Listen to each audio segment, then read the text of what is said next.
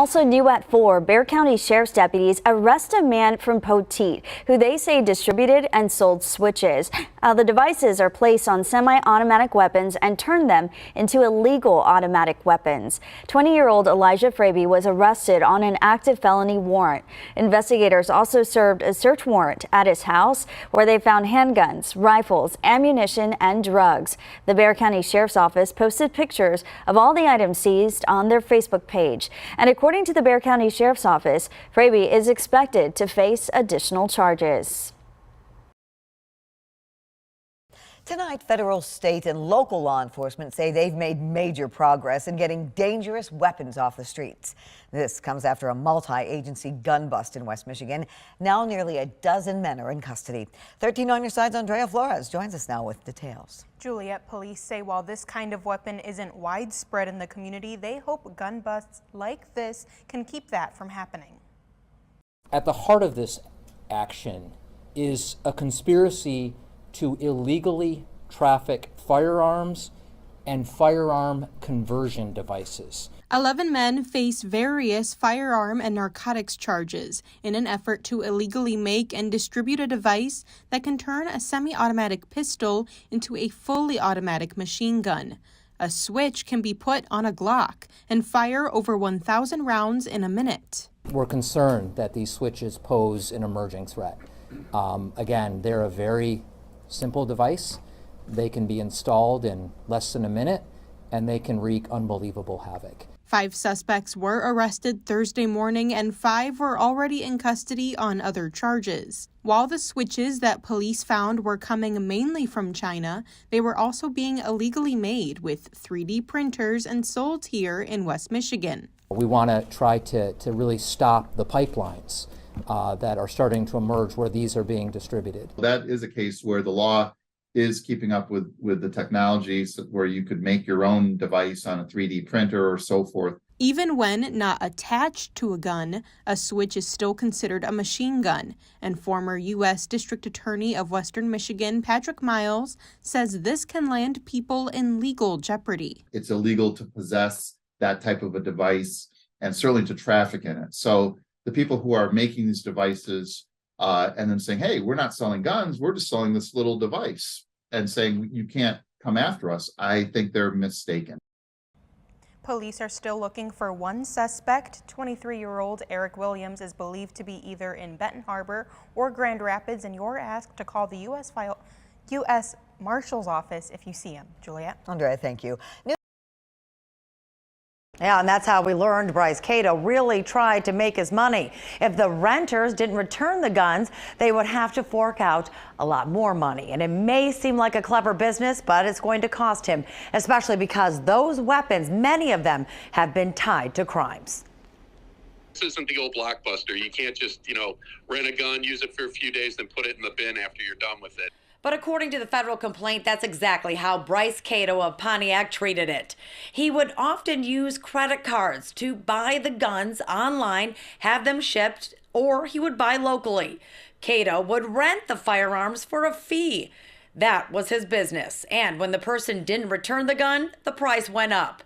ATF Special Agent in Charge Paul Vanderplow says the scheme started to unravel when Cato allegedly used a stolen credit card to purchase the weapon without a legal right. It's a crime that affects every facet of business in the U.S.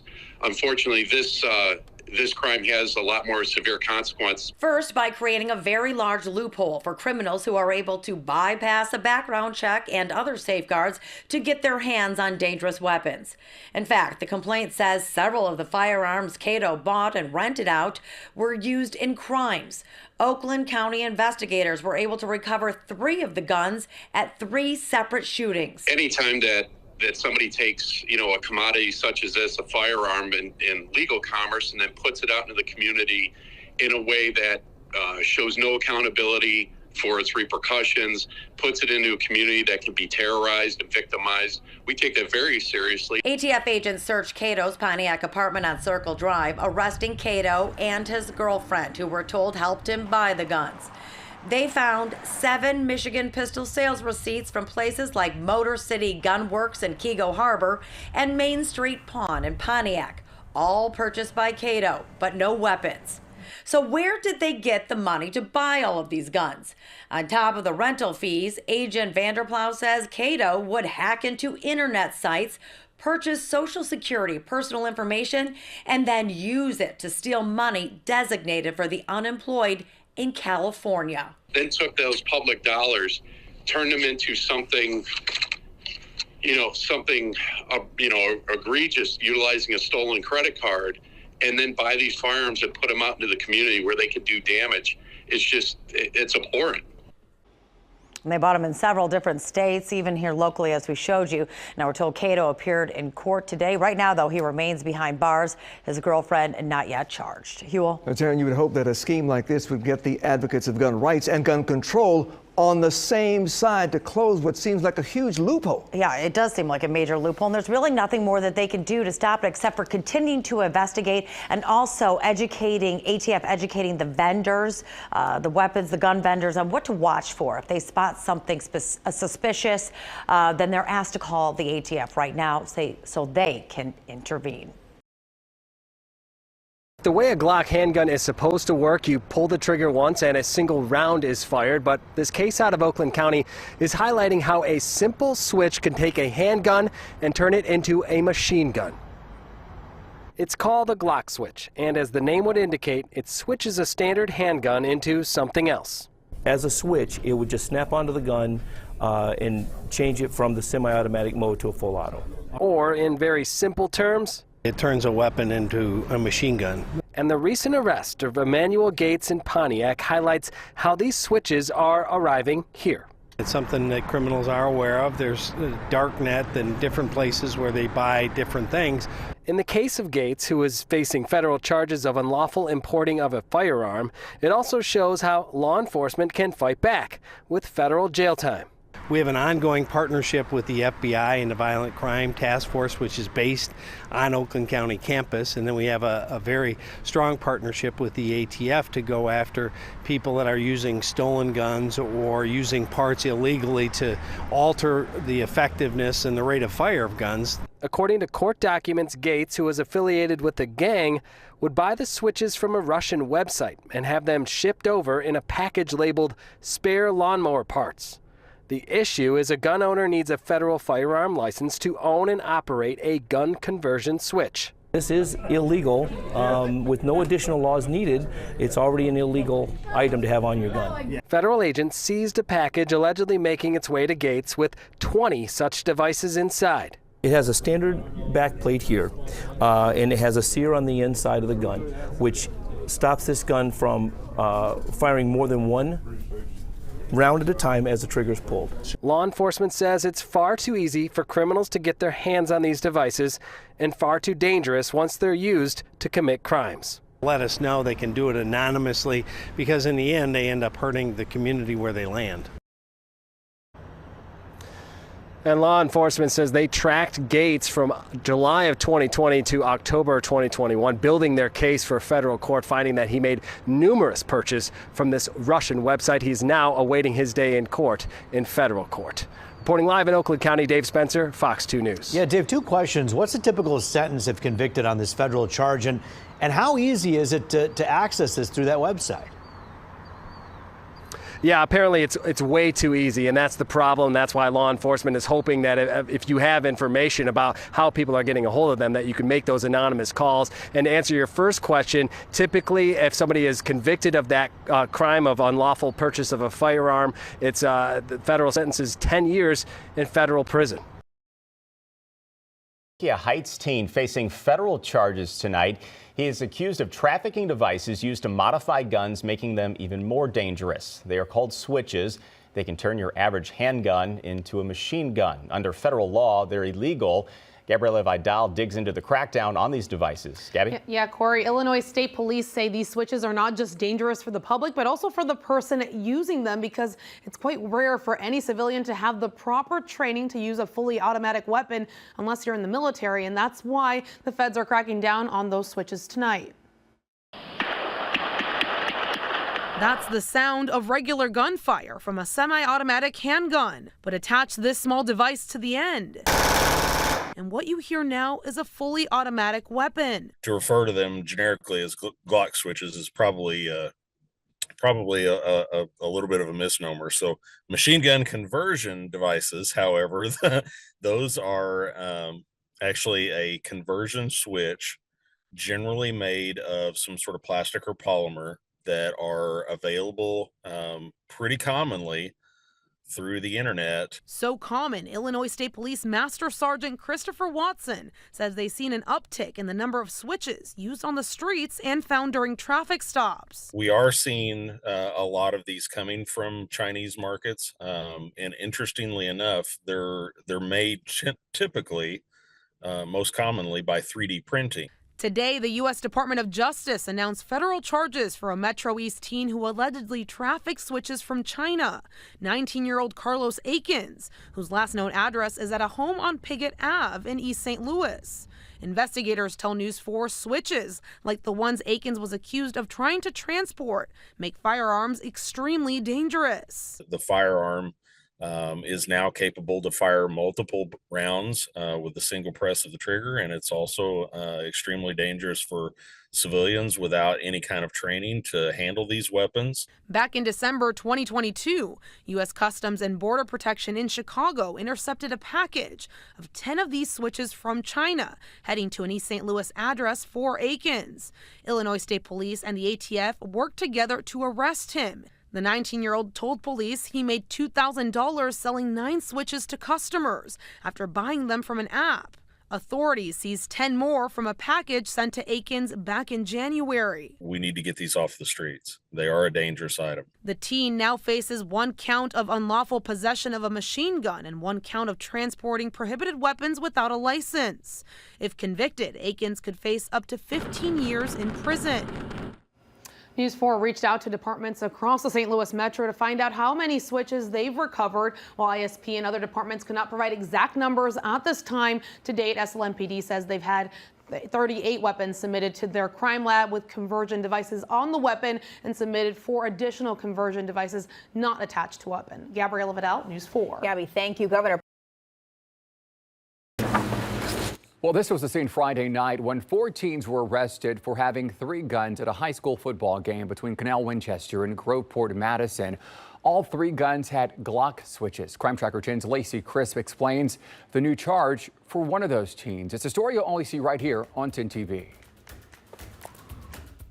One of the Franklin County prosecuting attorneys warns just how dangerous Glock switches can be, which is why his office, for the first time, is charging a juvenile with that speculation. It's very concerning. These dangerous, destructive devices are wreaking havoc in our community. They're relatively cheap. They're easy to attach to a gun, and they are very, very dangerous. In this body-worn camera video, you can see Madison Township Police pull not 1, not 2, but 3 fully loaded handguns with Glock switches from 4 teens at the football game Friday night. If they have it attached to a weapon, that means that that weapon goes from a semi-automatic weapon, meaning a bullet comes out after every trigger pull, to a fully automatic weapon, meaning 1 trigger pull and the gun will continue shooting until it's empty. Madison Township Police say the teens, an 18-year-old, 2 17-year-olds, and a 16-year-old, were taken into custody.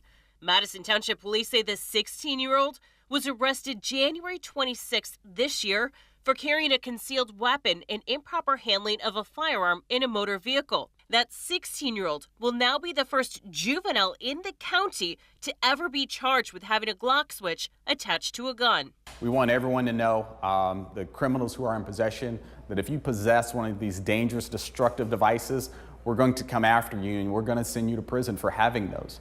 And so hopefully the word does get out. If he is found delinquent with having the Glock switch on a gun, that teen could face a mandatory of 1 to 6 years in juvenile prison. In all of last year, Columbus police recovered 17 Glock switches. So far this year, they have more than doubled that at 52. I've been a police officer over 20 years. I never heard of these until about 6 months ago. I was on a traffic stop and arrest, and an officer, we were passing around saying, what is this? Brian Steele with the Fraternal Order of Police says last year, CPD recovered about 1,500 guns and have already recovered 2,000 guns this year. He's glad the prosecutor's office is sending a message with the charges on Glock switches. We're doing our job. Our members are removing these weapons from the street. It will be a catch and release system until the prosecutor steps up. It's good to see his chief prosecutor is doing his job. Let's continue to take violent offenders, charge them, and hold them accountable. And we also checked in with Delaware County. So far, they've not recovered any Glock switches. In Columbus, Lacey Crisp, 10 TV News. Now, the Franklin County Prosecutor's Office has charged several adults for having those Glock switches attached to guns. Adults face a mandatory 6 years in prison if they're found guilty. And also breaking now at 4, Metro Police have arrested a man who had stolen guns, drugs, phones, and a device to make a handgun more deadly. And police say it started as a robbery on South Harding Street Wednesday afternoon. Investigators say Donnie Fisher fired his gun and stole a cell phone, then drove off. Eskenazi Health Police found a car matching his description and chased it. Officers say Fisher threw 2 guns out of his car, including a gun with a Glock switch and an extended magazine. The officers called off the chase there, but the next day, IMPD's Violent Crime Task Force found the car parked up in Broad Ripple. Detectives searched his car and say they found 2 more guns, 4 cell phones, as well as fentanyl pills and weed. Police say Fisher has a felony history and is not allowed to have a gun at all. The Glock switch could enhance his charges further. A Mobile man who threw a gun while running from police last year will be going to federal prison for 6 years. Sidney Collins admitted the gun he tossed on May 15th was illegally modified with a Glock switch to make it a fully automatic machine gun. Collins also stands accused of a murder that happened exactly 3 months before that date. He's one of the 6 accused in the shooting death of 14-year-old Daniel Blackman on Chester Drive. The judge today ruling the 6-year sentence must run at the same time as any prison sentence that he receives on state charges. Now, a WGN Investigates update on the hunt to get a tiny but potentially deadly device off Chicago streets. WGN's Ben Bradley joins us now with the news of a new arrest. Ben? Micah and Ray, last year we showed you how just a small piece of metal called a switch is able to convert handguns into machine guns. Today, prosecutors announced charges after federal agents found a stash of the switches inside a south suburban home.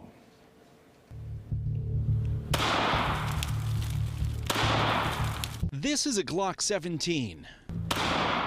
And so is this. In fact, it's the same gun. The difference is an illegal part known as a switch that, when fitted onto a Glock handgun, transforms it from a semi-automatic to fully automatic pistol. It's similar to the now banned bump stock used to quickly kill so many at a Las Vegas concert in 2017. The ATF, Chicago police, and other law enforcement agencies have been working to get the switches off the streets of Chicago. Federal prosecutors have now charged this man, Leonard Johnson, with firearms violations after ATF agents found 117 conversion switches, along with guns and drugs, in his Robbins home. Johnson allegedly told agents he was in the business of selling them for $500 apiece. There's no conceivable reason for this device. There is none. Last year, Sheriff Tom Dart talked with our Joe Donlin about why demand is so high for this simple piece of metal. People will continue to try to acquire these because for someone who's involved with like drive-by shootings, gang members, and things like that, it's good for them. And it changes basically the entire nature of the gun. Last year, WGN Investigates reported the ATF had identified more than 2,500 individuals nationwide who may have obtained the part. At least 118 people, possessing a total of 256 switches, were from the Chicago region. Glocks do not come with Glock on the slide. Experts say gun manufacturers don't produce the switches, which is why the underground market is so explosive and why law enforcement continues the hunt. All it could do is just harm more and more individuals. An ATF spokesperson told me this afternoon that these tiny pieces of metal pose a significant threat to public safety, and agents continue to work to get them off our streets. Amazing how something so small can make a gun even deadlier. I can rank $500 a pop. Ben, even thanks. cheaper some places. Yeah. All right. Thank you. Thanks, Ben. New lawsuit filed against Facebook. A mother and son caught red-handed. 20-year-old Joel Hassel pleading guilty to charges of modifying guns, making them fully automatic before selling them. The Bureau of Alcohol, Tobacco, Firearms, and Explosives identifying Joel Hassel through an Instagram account last year, alleging he used it to advertise and speak with potential buyers. An undercover officer with the Albuquerque Police Department reaching out. In a series of exchanges between the undercover and Hassel, a potential deal is made. The criminal complaint citing, quote, "If you have an AR, the sear only like $100. A sear is used to describe a device similar to a Glock switch. A Glock switch modifies a gun from this to this. A fully automatic weapon. Arnold Gallegos with Albuquerque Guns telling us using a Glock switch is not recommended under any circumstance. There's a lot of dangers with it. The gun can become unstable. A lot of Glocks are not able to hold the pressures. Hassel later agreeing to meet the undercover at this park in Northeast Albuquerque for the purchase. Detectives confirming Joe's mother, Rachel, was the driver of the car they used to meet. After departing from the park, officers following Hassel to his home. The undercover later agreeing to meet at this Buffalo Wild Wings to purchase one sear.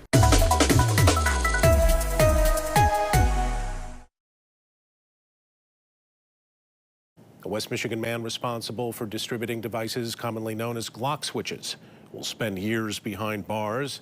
Those devices allow semi-automatic guns to be fired like fully automatic weapons.